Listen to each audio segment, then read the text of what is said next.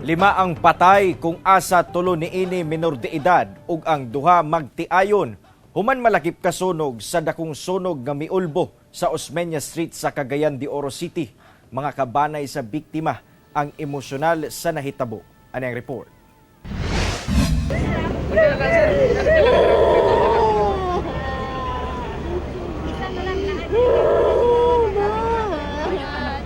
Halos dili makatuo ang 25 anyos nga si Clyde Sas Kagampang diyang iyang nakita ang usa sa iyang mga anak nga nakalingkawas sa naitabong sunog sa Barangay 34 Osmeña Street, Cagayan de Oro City. Apan misamot ang iyang paghilak diyang iyang nahibaw-an nga ang laing duha niya ka mga anak ang patay human nga malakip kasunog sa ilang panimalay.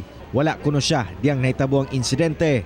Sanglit anaa siya sa Makapaya sa Barangay Kamamanan. Hinungdan nga hilabihan gayod ang iyang pagbasol.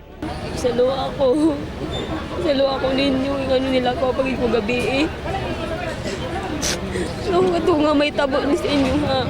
Mukabalo pa lang po, pwede pa lang magbunga ng tanan kung baton. Pero wala ko'y mahimo. Gani ang lola sab sa mga minor de edad nga si Gemma Fer dili matago ang gibati sa mga panghitabo. Matud pa nga kalit gayod kuno ang pagkalat sa sunog.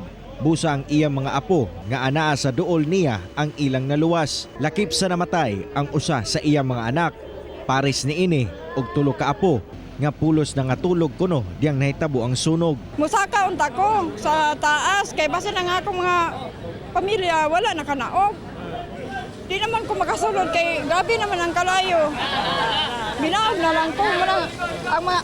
Ang mga bata nga niya sa silong muray na rescue. Ang usa sa mga residente sa lugar, dako ang pagpasalamat sanglit wala nalakip ang ilang balay sa sunog. Bisan tupad ra niini ang naugdaw nga balay. Okay ra. Init lang.